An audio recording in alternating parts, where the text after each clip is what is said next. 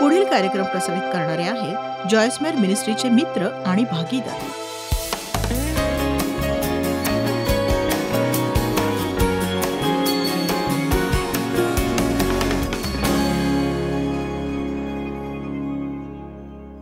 अनुवाद अध्याय 8 वचन 1. जी आज्ञा मी आज तुम्हास देत आहे ती सर्व काळजीपूर्वक पाळा. काळजीपूर्वक पाळा.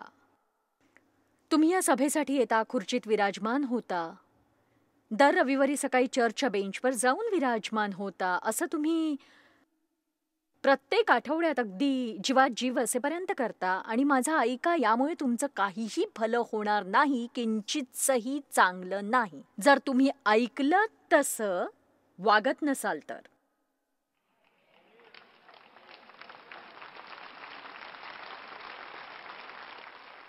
काही महिन्यांपूर्वी जेव्हा मी हे ऐकलं, मला राहावलंच नाही. मला ते प्रत्येक सभेत सांगावंसं वाटलं. आपल्याला आपल्या आज्ञांकितपणाच्या पुढे जाऊन शिकवण्यात आलंय. तुम्ही तुमच्या शत्रूंना क्षमा करण्यापूर्वी अजून किती बायबलचे धडे घेण्याची आवश्यकता वाटते तुम्हाला? एखादी पूर्ण सिरीज ऐकाविषयी वाटते का? किंवा एकदा प्रार्थनेच्या रांगेत उभं राहावंसं वाटतंय का? नाही, काहीतरी करा. काहीतरी करणं गरजेचं नाही. पण नाही जमणार, मला कसं जमेल? नाही जमणार. नाही. एक सांगू का, तुमच्यात ती पात्रता असल्याशिवाय देव तुम्हाला ते करायला सांगणार नाही, हे लक्षात घ्या. तुम्ही ऐकताय का तुम्ही माझं? तुम्हाला कदाचित ते करायचं नसेल, पण तुम्ही करू शकता. जी आज्ञा मी आज तुम्हास देत आहे ती सर्व काळजीपूर्वक पाळा, म्हणजे तुम्ही जगाल. हे आवडतं मला. त्याला श्वास घेणं अभिप्रेत नाहीये. त्याला म्हणायचं की खऱ्या अर्थाने आपण जीवन जगायला हवं. तुमच्या शेजारच्या व्यक्तीला सांगा, जीवन मिळवा. तर तुम्ही जगा आणि बहुगुणित व्हा. किती जणांना बहुगुणित शब्द आवडतो? आपल्याला तो आवडतो. आता पुढे बघूया काय लिहिलंय. तुमच्या पूर्वजांना परमेश्वराने शपथपूर्वक देऊ केलेल्या देशात प्रवेश करून तो वतन करून घ्याल. आता वतन करून घेणे याचा अर्थ काय? तर तुम्ही अभ्यास केलात तर वतन करून घेणं म्हणजे सध्या असलेल्या वतनदारांना प्रथम हाकलून देणे होय. म्हणजे त्यांच्याकडे वचनदत्त भूमी होती, पण त्या वचनदत्त भूमीत दुसरंच कुणी राहत होतं जे देवाचे शत्रू होते. म्हणून वनवासातलं त्यांचं हे फिरणं म्हणजे त्यांच्यासाठी प्रशिक्षण होतं युद्धासाठीच. देव कोण आहे याचं प्रशिक्षण, ते कोण आहेत याचं प्रशिक्षण. सरते शेवटी जेव्हा ते वचनदत्त भूमीच्या सीमेवर येऊन ठेपले, त्यांची तयारी झाली होती युद्धासाठी. देवाची लेकरं म्हणून स्वतःला ओळखून त्या भूमीत प्रवेश करून योग्य प्रकारे उभं राहणं त्यांना शिकायचं होतं. आणि मी सुद्धा तुम्हाला तसंच तयार करणार आहे. ख्रिस्तामध्ये तुम्ही कोण आहात हे ओळखून घ्या. तुमची चोरी करण्यापासून सैतानाला रोखा. त्याच्या लबाडीपासून आणि फसवणुकीपासून सुद्धा तुमची वाढ सदोष असावी. आणि उरलेलं तुमचं सगळं आयुष्य धिक्कारलेपणात तुम्ही जगता कामा नये. कारण देव तुमच्यावर प्रीती करतो हे तुम्हाला माहितीये. त्याची प्रीती तुम्हाला जाणवो न जाणवो, त्याची तुमच्या आयुष्यासाठी चांगली योजना आहे. तुम्हाला तसं वाटो किंवा न वाटो, जग काय म्हणतं याची पर्वा नाही, देव काय म्हणतो ते तुम्हाला ठाऊक आहे. तुम्हाला निर्णय घ्यायचा आहे की आज ज्यावर तुमचा विश्वास आहे त्या निश्चयापासून तुम्हाला कुणीही कधीही ढळवू शकणार नाही. यावर मी अढळ आहे आणि कुणीही मला हलवू शकणार नाही. आमेन.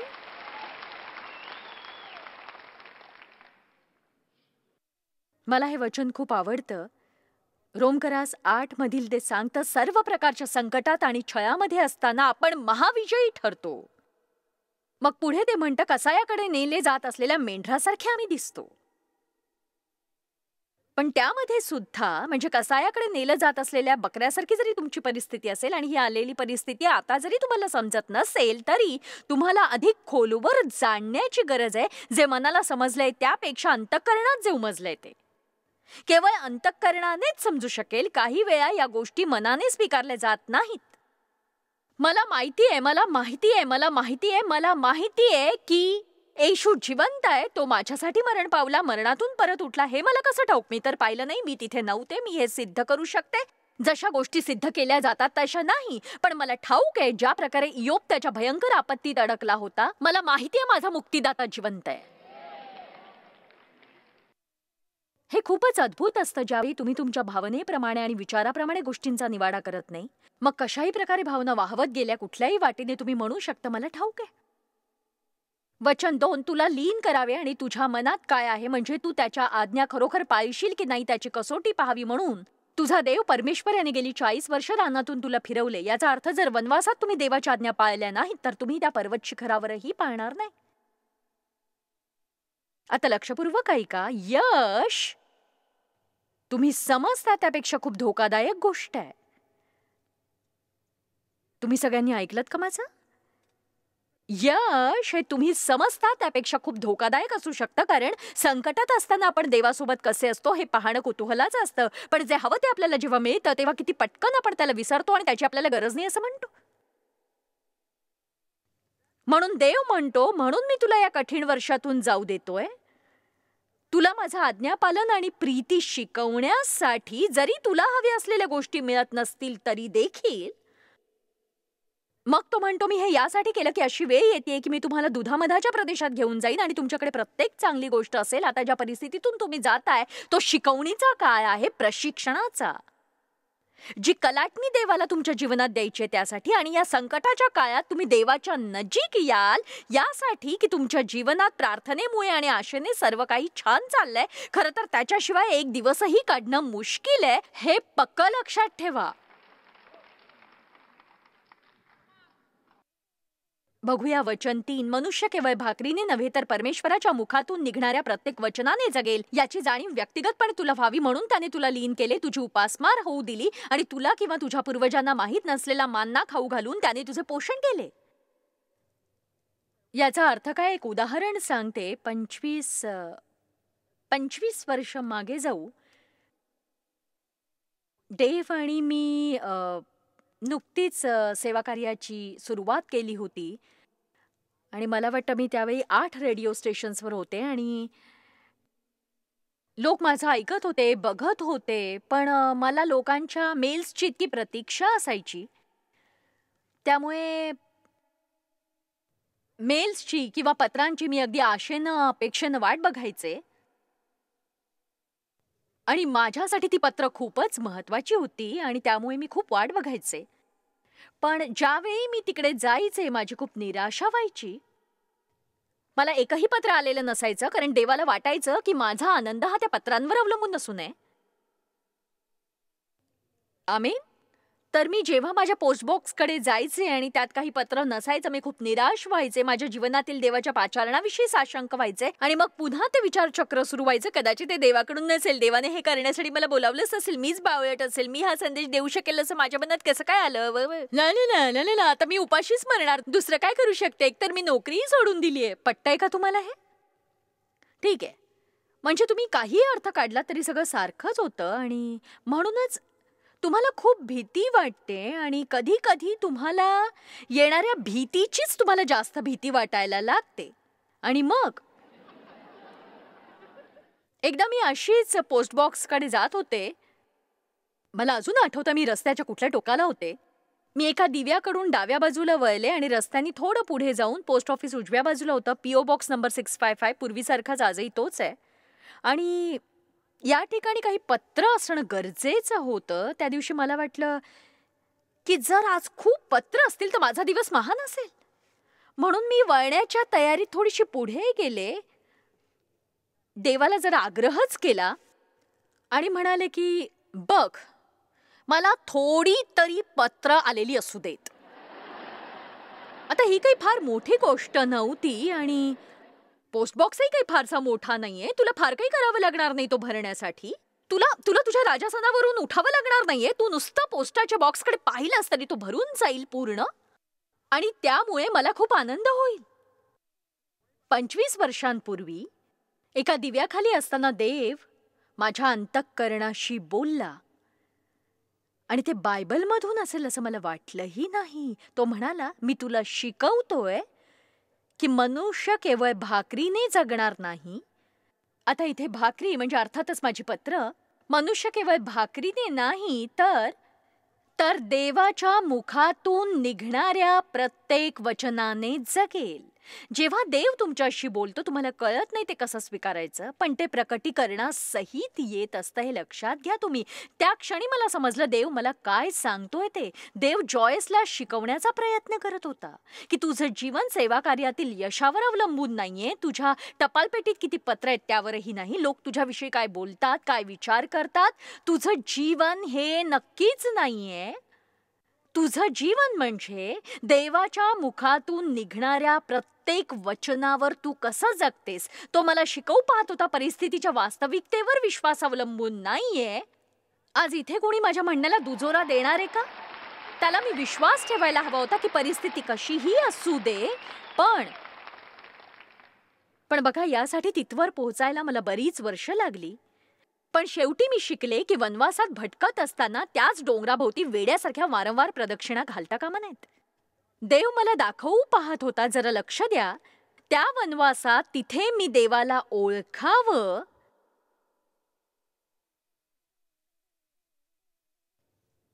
तिथेच माझ्या मुलांसाठी मी देवावर विश्वास ठेवावा, म्हणजे माझ्या मुलांच्या बुटांसाठी, कपड्यांसाठी, कपडे धुण्यासाठी, म्हणजे माझ्या काही प्रार्थना विनंत्या इतक्या बालिश होत्या की जर मागे जाऊन मी त्या पाहिल्या की प्रिय देवा कृपा कर मला काही भांडी घासणे हवेत,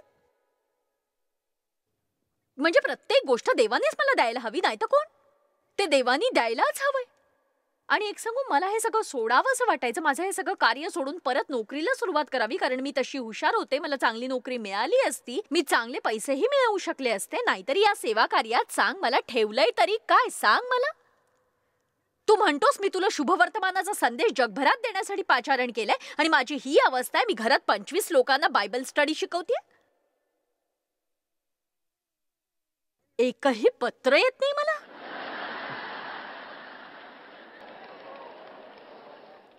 आणि बघा, पूर्वी डेव्ह इंजिनिअरिंग कंपनीत होता, त्याच्या नोकरीत त्याला दरवर्षी बोनस मिळायचा.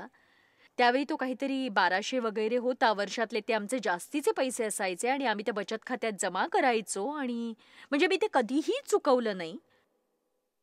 मन दोलायमान व्हायचं, कारण नवीन टायर हवे असायचे, अमुक गरज आहे, फ्रीजची गरज आहे, मुलगाही आजारी पडलाय, आणि वाटायचं की 300 रुपये जर याला मिळाले तर मग काय. खूप भीती वाटायची की देव आता फोन करून सांगेल की मला तुला सांगायला लाज वाटतेय, पण मी नवीन टायर्स घेतले आहेत आणि माझा विश्वासच बसत नाहीये. प्रत्येक वेळी थोडेसेच पैसे मिळतात आपल्याला, सैतान येतो, तो घेऊन जातो. मी थकले, कंटाळले. आपल्या जीवनात कधी काय व्यवस्थित होणार आहे सांग मला तो देव.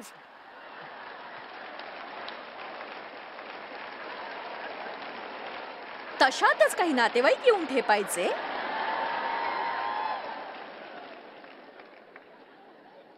एके दिवशी डेव्ह मला म्हणाला की हे बघ,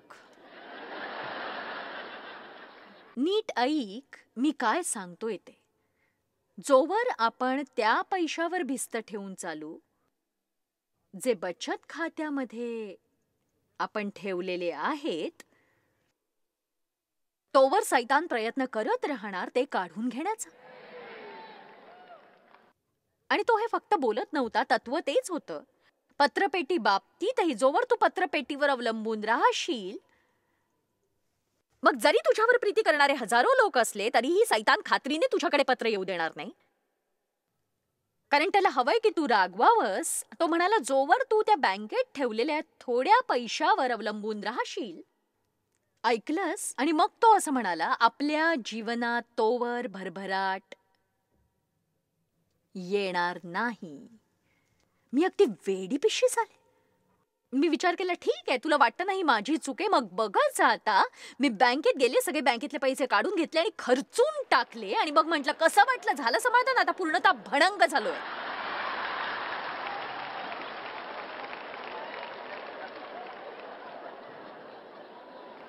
आणि अद्भुत प्रकारे जेव्हा देवाव्यतिरिक्त आमच्याकडे काही नव्हतं, आम्ही त्याच्यावर विश्वास ठेवला आणि देव मदतीला आला. चला आता, मी या वनवासातच शिकले देवाचा विश्वासूपणा. अरे बाप रे, तिथे बसून माझा हेवा करू नका आज माझ्याकडे जे काही आहे ते पाहून, कारण देवाच्या कृपेने या सगळ्यातून जाऊन मी इथे येऊन पोचले. अरे बापरे, कितीतरी वर्ष केवळ केवळ $20 घेऊन मी बाहेर जायचे, तेही कुठेतरी कोपऱ्यात ठेवलेले असायचे आणि शोधावे लागायचे मला. त्यावेळी 3 मुलं होती. माझ्या या 3ही मुलांचे शाळेचे बूट कुठल्या तरी सेलमधून मी घ्यायचे आणि माझा सेलवर विश्वास होता. आणि हे सगळं ठीक होतं, म्हणजे जिथे असतात तिथूनच सुरुवात होते. याचा अर्थ काहीतरी आश्चर्य घडतं. मला नवीन कोरे कुणी न वापरलेले टेनिसचे बूट मिळायचे माझ्या मुलांच्या मापांचे, अगदी स्वस्तात. ही देवाचीच कृपा होती. चला आता तुम्हाला पटतंय का हे? मी तो दिवस कधीही विसरणार नाही जेव्हा माझी शेजारीण माझ्या दारात उभी होती आणि झोपेतच डोरबेल वाजवल्यासारखी ती वाटत होती. ती म्हणाली की मला वाटतं तू मला वेडी समजणार नाहीस. मी आज प्रार्थना करत असताना देवाने मला प्रकर्षाने तुझ्यासाठी नवीन भांडी घासणे आणायला सांगितले. आणि मला असं झालं की अरे बापरे, हा तर दैवी चमत्कारच आहे.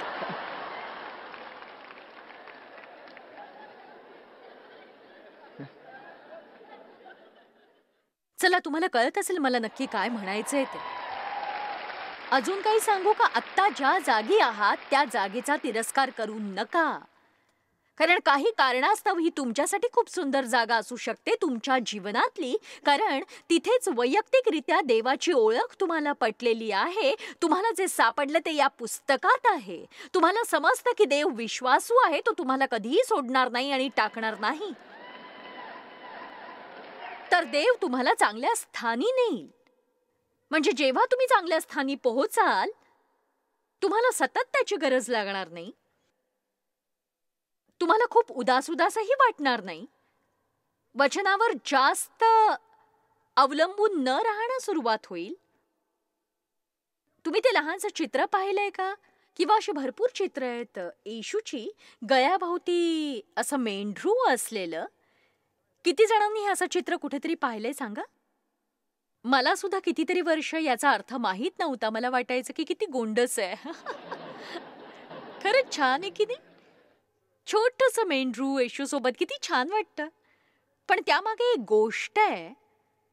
जर एखादं कोकरू किंवा मेंढरू मेंढपाळाचं ऐकत नसेल, नाठाळ असेल, तर मेंढपाळ त्याचे पाय मोडायचा आणि त्याला गळ्याभोवती लटकवून फिरायचा. तो पाय बरा होईपर्यंत त्याला मेंढपाळासोबत राहायची इतकी सवय झालेली असायची की मग ते त्याला सोडून भरकटायचं नाही.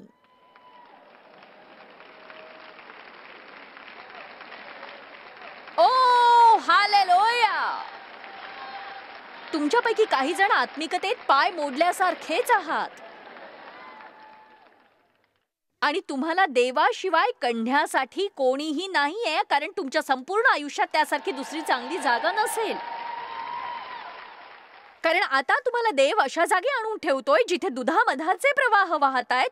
तुम्ही आता आश्वासनांबाबतीत बोलणं थांबवा आणि तुम्ही ज्या आश्वासनांमध्ये जगू शकाल, तुम्ही विपुलतेत राहू शकाल, तसंच तुमच्या भोवती जे असतील ते देखील विपुल जीवन प्राप्त करतील आणि देवाला सोडून भटकण्याची तुम्ही हिम्मत करू शकणार नाही, कधीही नाही.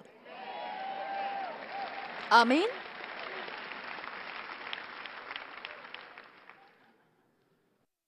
मनुष्य केवळ भाकरीने जगणार नाही.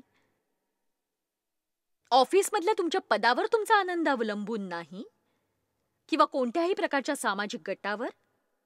तुम्ही कॉलेजला जात असाल नसाल, तुमचं लग्न झालेलं असेल किंवा नसेल, तुम्हाला हव्या असणाऱ्या प्रत्येक बाबतीत तुमचा आनंद सामावलेला नसेल. जेव्हा ती तुम्हाला हवीशी वाटत असेल, आपण देववचनांनी जगू शकू. याचा अर्थ काय? आपण जेव्हा सकाळी उठतो आळसावलेल्या मूडमध्ये असतो, सगळ्यांनी तुम्हाला एकटं सोडावं असं तुम्हाला वाटत असतं आणि ते तुम्हाला एकटं तर सोडत नाहीतच, उलट त्या दिवशी तुम्हाला अधिक काम करावं लागतं ज्याची तुम्ही कल्पनाही केलेली नसते.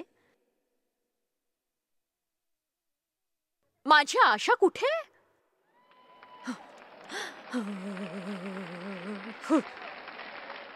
हे माझ्या जीवा, तू एवढा उदास का? परमेश्वराची आशा धर.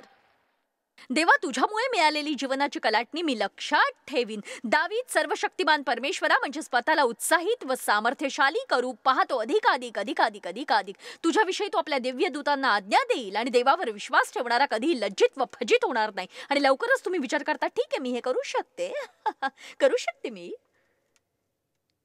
कारण तुझी वचनं माझ्या जीवनाचं पोषण करतात.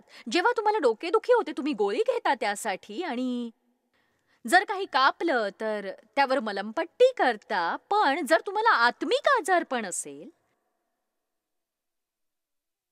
चला आता, जर तुमचा आनंद हरवला असेल, तुमची आशा हरवली असेल, जर कोणी तुम्हाला दुःखी केलं असेल, तुम्ही खूप चिडला असाल, तर तुम्हाला वाटतं त्यावर विजय मिळवताच येणार नाही.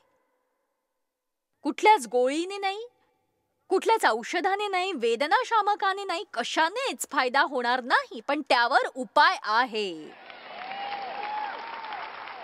त्यावर उपाय आहे, आणि तो इथे देववचन. चला आपण जरा गृहपाठ करायला हवाय. आपण सगळे जरा आपण बघूया.